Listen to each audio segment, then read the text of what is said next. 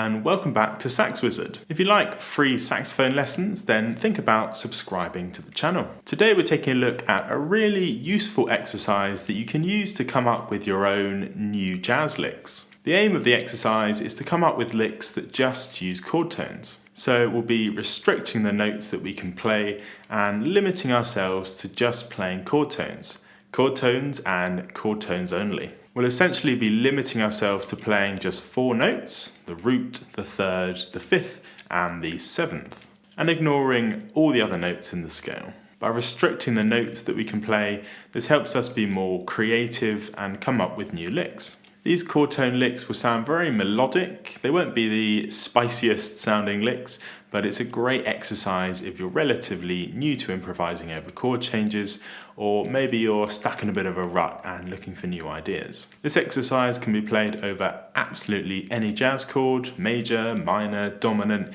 it doesn't matter. The principles can be applied to any chord. For the purposes of this video, we'll be focusing on an A dominant chord as an example. The chord tones for an A dominant chord are A, C sharp, E and G. These are the root, third, fifth and seventh notes of the A Mixolydian scale. If you don't know what a Mixolydian scale is, it's basically just a major scale with a flat seventh. I've written out 3 example licks for you, which I'll show on the screen now. These should give you an idea of what I'm talking about. As always, you can download these licks for free in the description below.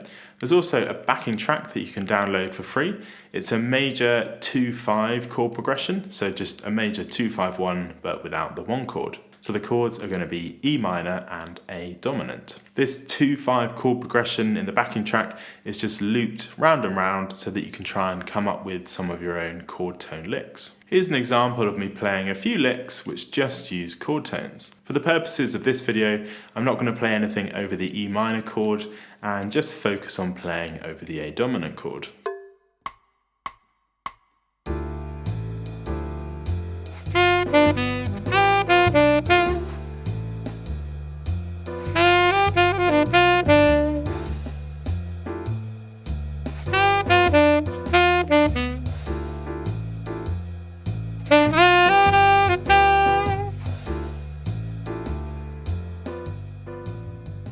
As I've mentioned, this exercise can be played over absolutely any chord, so try it out over all 12 dominant chords, and then maybe try some other chord types too, like major and minor chords. If you want a more advanced version of this exercise, you could play through an entire jazz standard, improvising over the chord changes just using chord tones. I hope you enjoyed the video today. Please drop me a like if you did, and maybe comment below on any future video ideas that you'd like me to cover. As always, thanks for listening and see you next time.